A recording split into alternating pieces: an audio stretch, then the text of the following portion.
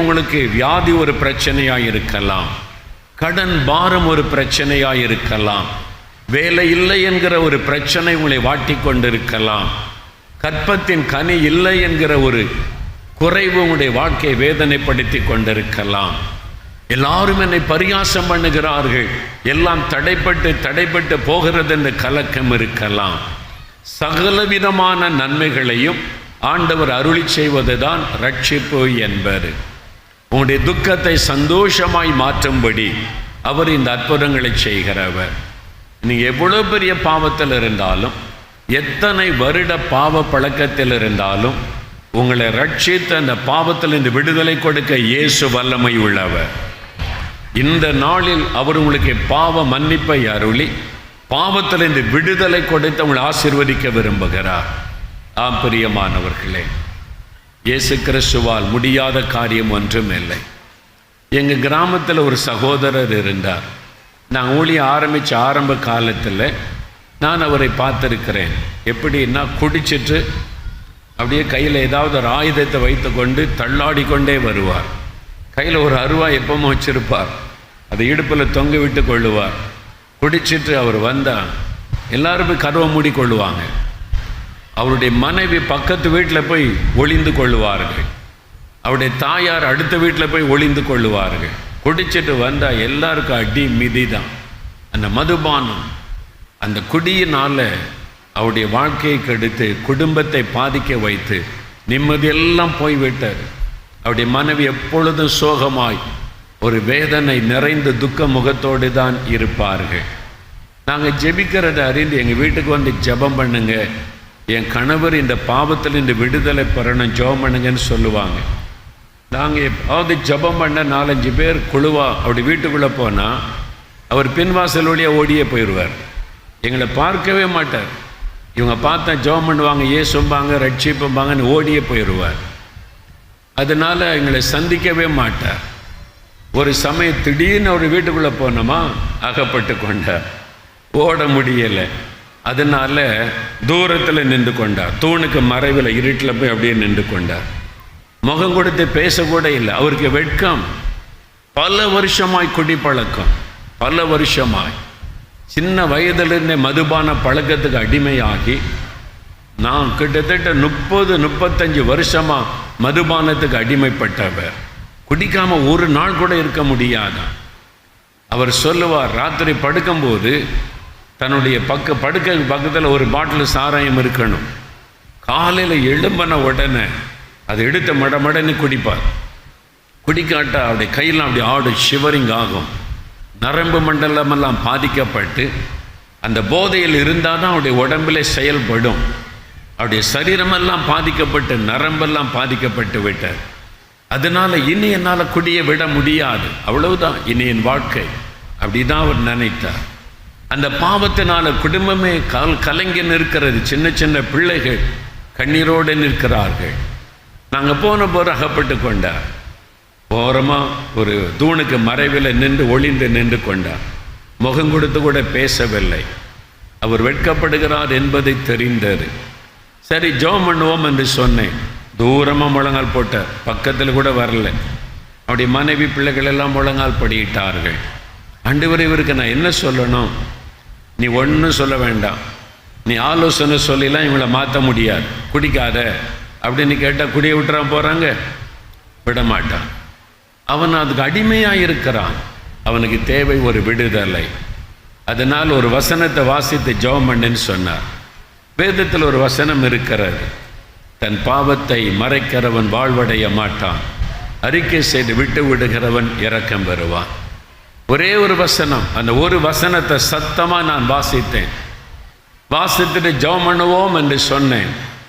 அவர் பாருங்க, சின்ன பிள்ளை மாதிரி அழுகிறார், ஏங்கி ஏங்கி அழுகிறார். ஐயோ, நான் பாவியான மனிதன், இயேசுவே என் பாவங்களை மன்னியும், எனக்கு இந்த பாவத்தில் இந்த விடுதலை தாரும் என்று சிறு பிள்ளையை போல அழுதார். கண்ணீர் விட்டு அவர் அழுதார். அவர் சத்தமிட்டு அவர் அழுதார்.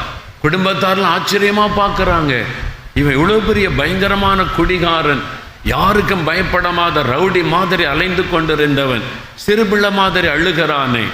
இயேசுனுடைய பிரசன்னம் தொட்டது, இயேசுனுடைய வல்லமை தொட்டது. ஒரு மனம் திரும்புதல் உண்டானது. அவ்வளவுதான்.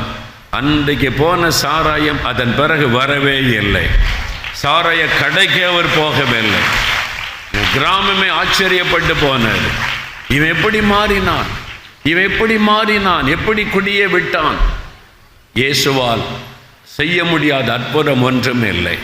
அதுதான் இயேசு. மனிதனுடைய வாழ்க்கையை மாற்றுவதற்காக இயேசு வந்தார். பாவ வாழ்க்கையை மாற்றி அவனுக்குள்ளே பரிசுத்தத்தை கொடுப்பதற்காக. அந்த பாவ அடிமைத்தனத்தின் விடுதலை. அதன் பிறகு அவர் மதுபான கடைக்கு போனது இல்லை. எங்கள் ஊரை ஆச்சரியப்பட்டது அவருடைய வாழ்க்கையை பார்த்து. இன்றைக்கு உங்களுடைய வாழ்க்கையில் ஒரு அற்புதம் நடக்க போகிறது. ஏதோ ஒரு பாவம் உங்களை அடிமையாக்கி வைத்திருக்கிறது. உங்களால் விட முடியவில்லை என்று எண்ணுகிறீர்கள். இயேசு சொல்லுகிறார், இன்றைக்கு உனக்கு ரட்சிப்பு, பாவத்தில் இந்த விடுதலை நான் உனக்கு தருவேன் என்று வாக்கு கொடுக்கிறார்.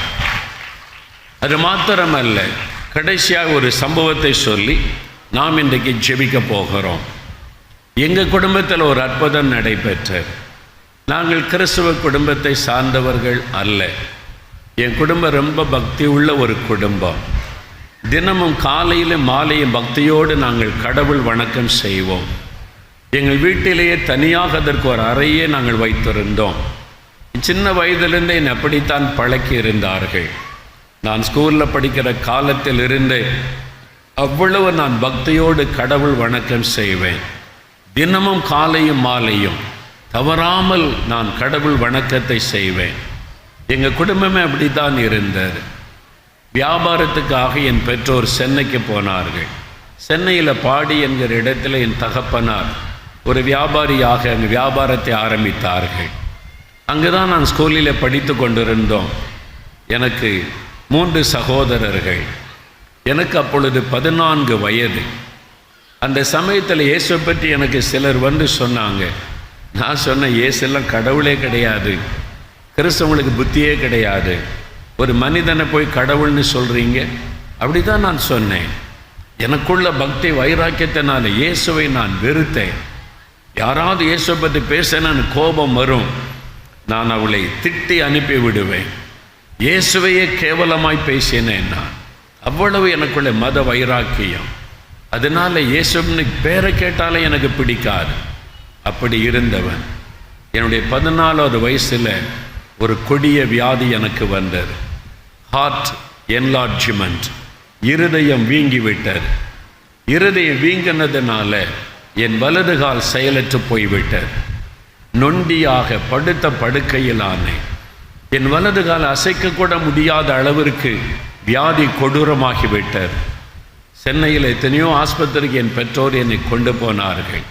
எவ்வளோ பணத்தை செலவு பண்ணினார்கள். குணமாக்க முடியவில்லை. மருத்துவம் என்னை கைவிட்டார். கடைசியில் பிரபலமான ஒரு டாக்டரிடத்திலே கொண்டு போன போது 4-5 டாக்டர்கள் என்னை பரிசோதித்தார்கள். தலை முதல் கால் வரைக்கும் பரிசோதித்து ஆலோசனை பண்ணினார்கள். என் பெற்றோரை கூப்பிட்டு சொன்னார்கள், உங்களுடைய மகனுடைய இருதயம் முற்றிலும் பாதிக்கப்பட்டு விட்டது. இனிமேல் உங்களுடைய மகனை மருத்துவத்தால் குணமாக்கவே முடியாது. இருதயம் முழுவதும் டேமேஜ் ஆகிவிட்டது. இன்னும் சில வாரங்கள் அல்லது சில நாட்கள் தான் உங்களுடைய மகன் உயிரோடு இருப்பார். வீட்டுக்கு கொண்டு போய் நீங்கள் அன்பாக கவனித்து கொள்ளுங்க. சில மாத்திரை உங்கள் திருப்திக்காக நாங்கள் தருகிறோம், அதை கொடுங்கள் என்று அனுப்பி வைத்து விட்டார்கள். கைவிடப்பட்ட நிலைமை. என்னை கொண்டு வந்து வீட்டிலே வைத்திருந்தார்கள். என் காலை அசைக்க முடியாது, படுக்கையில் எழும்பி உட்கார முடியாது, தாகம் எடுக்கும் தண்ணி குடிக்க முடியாது, பசி எடுக்கும் சாப்பிட முடியாது. இருதயம் வீங்கி இருந்ததுனால மூச்சு விடுவது கஷ்டம். எந்த நேரத்திலும் மரணம் என்னை சந்திக்கலாம். என் குடும்பமே துக்க வீடாய் மாறிவிட்டது. எல்லாருக்குள்ள ஒரு மரண பயம். எங்கள் வீட்டில் ஒரு சிரிப்பு இல்லை, ஒரு சந்தோஷம் இல்லை. என் தாய், தகப்பன், என் உடன் பிறந்த சகோதரர்கள் எல்லாருக்குள்ள ஒரு துக்கம், மரணம் இந்த வீட்டுக்குள் நெருங்கி கொண்டு இருக்கிறார்.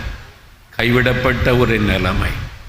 அப்பொழுதுதான் டாக்டர்ஸ் கைவிட்டுட்டாங்களே என்று சொல்லி கைவிடப்பட்ட சூழ்நிலையில் இனி என்ன செய்வது என்று கலங்கியிருந்த சமயம்தான் இயேசு கிறிஸ்து என்னை தேடி வந்தார்.